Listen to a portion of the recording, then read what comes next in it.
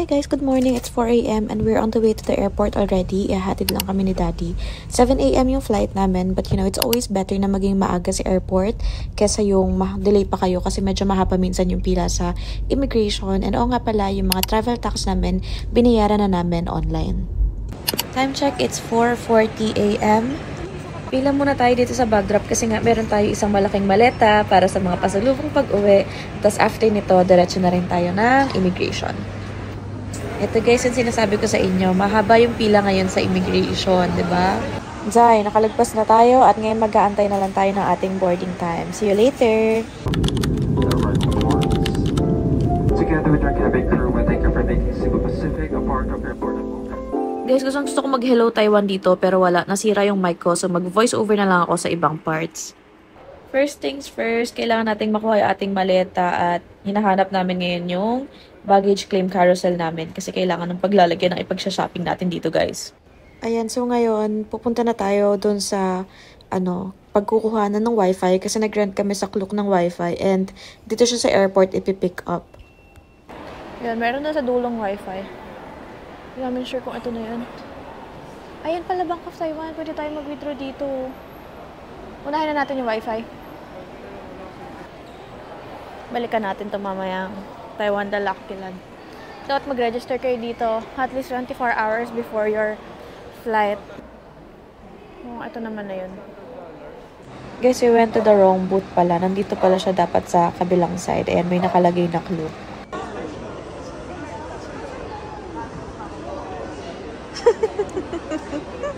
Guys, ito nga pala kami nag-withdraw. Malapit lang sa Taiwan Dalakilan. Yan, dyan sa area na yan.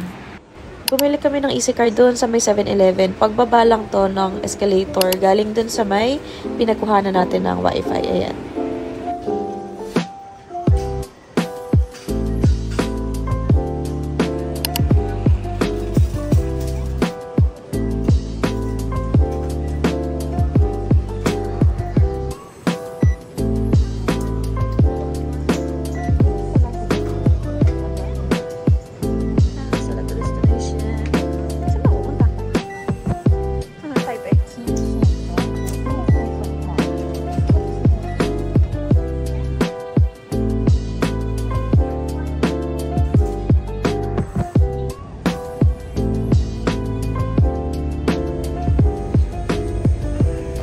Hanapin natin yung green line, doon tayo sasakay. Kanina guys, nung pasakay tayo ng Airport Express, tinap lang natin yung token. Ngayon, ihuhulog na natin siya kasi nga mag-exit na tayo and magta-transfer na tayo sa may Bayman Station kung saan tayo sasakay papunta ng Ximen Station. Lakad lang yung transfer dito guys, baka akala nyo malayo. So from here, ang gagamitin na natin ay itong Easy Pass na binili natin sa 7-Eleven kanina.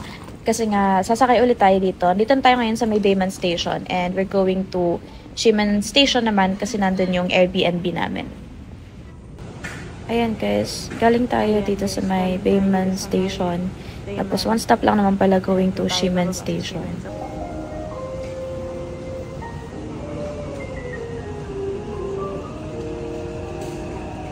And we're here na guys sa Ximen Station. Exit na lang tayo. 没有人可以只等待，不知不觉地放开你。Ito na siya guys. OMG, excited na ako lakarin to. Mamaya may mga street food dito. Ito pala yung Red House ba yun?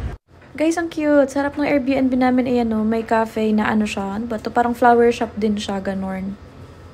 Ayan guys, it's a little past 5 p.m. na and nagpahinga lang kami saglit sa Airbnb kasi nga dire-diretso kami from 4 a.m. Tapos wala pa rin kaming proper meal.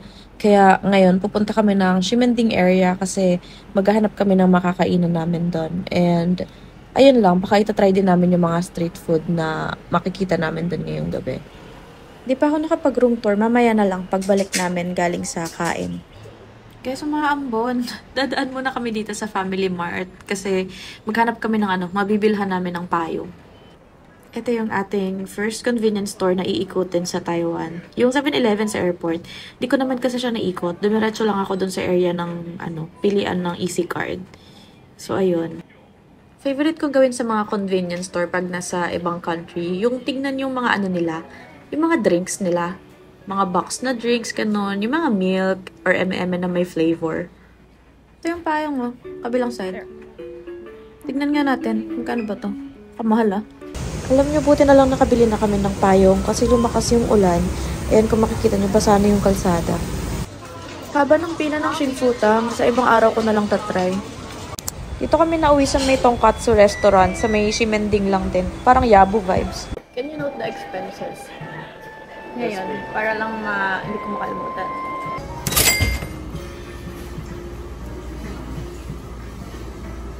This is our first meal here in Taiwan. Nalimutan kong pakita. This is tonkatsu with cheese. Tapos, itong isa naman is Osaka style tonkatsu. Dito siya guys na area. Ayan o. So, kailangan yung umakyat dito sa second floor. So, pag akyat nyo, ito yung entrance.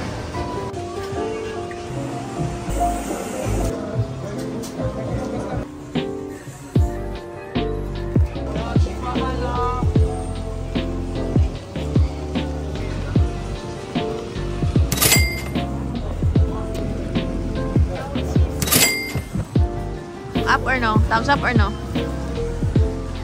In between.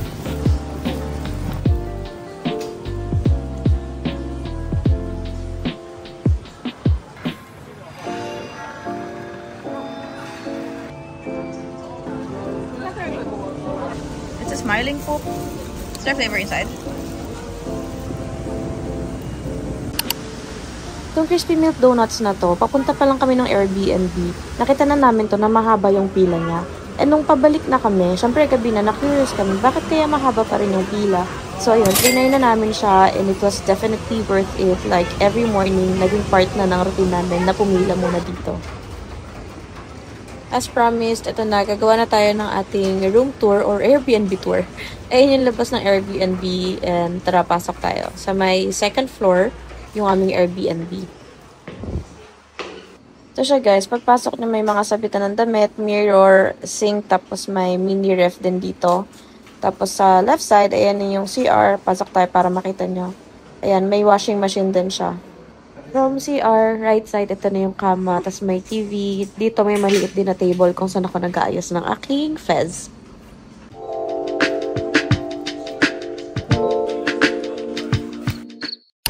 Nandito ka ulit? Kala ko ba sabi mo, bakery. Ba't nandito ka ulit? Lola Nenas. Nandito kami ulit. Nakapila kami sa Milky Donut. Ano pala to? 12 PM pa yung 12 noon yung start niya lagi. Mas mahaba yung pila lagi dito. So, kahit 11:30 pa lang, pumila na kami. Saka may isa pa kasing klase ng donut tapos hindi namin siya naabutan kahapon. So, ngayon itatry din namin siya.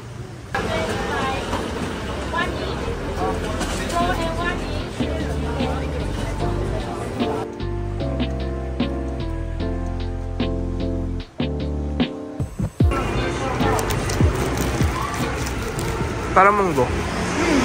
Binner. Pero parang ano? Ano yung binigay mo sa akin? Hopya? Hopya. Parang ganun yung lasa ng loob niya.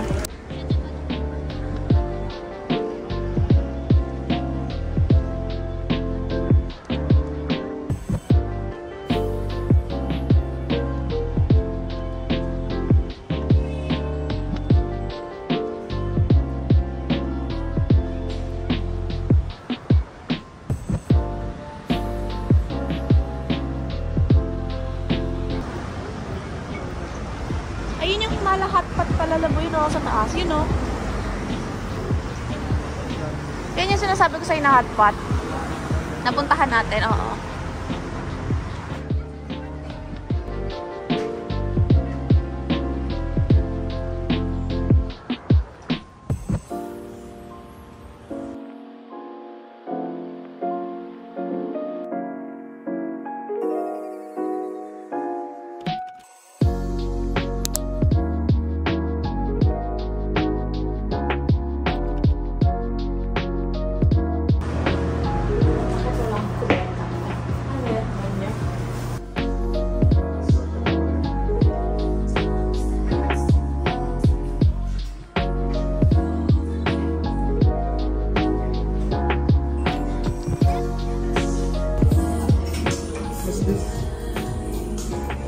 If you upgrade, like from any of this, they will give us discount.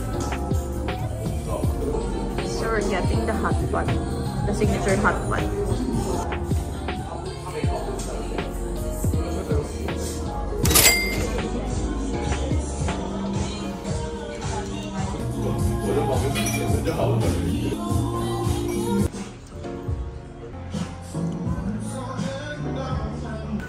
Next stop natin is Chiang Kai-shek Memorial Hall.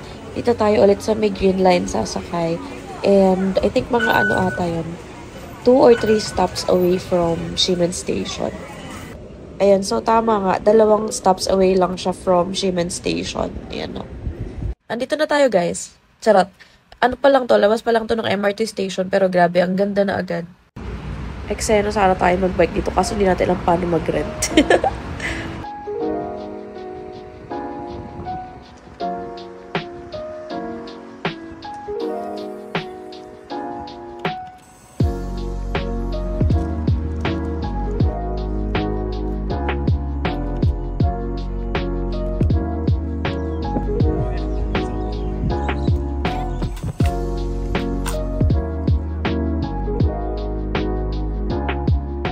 So, bumalik na tayo dito sa station kasi medyo umaambon na din.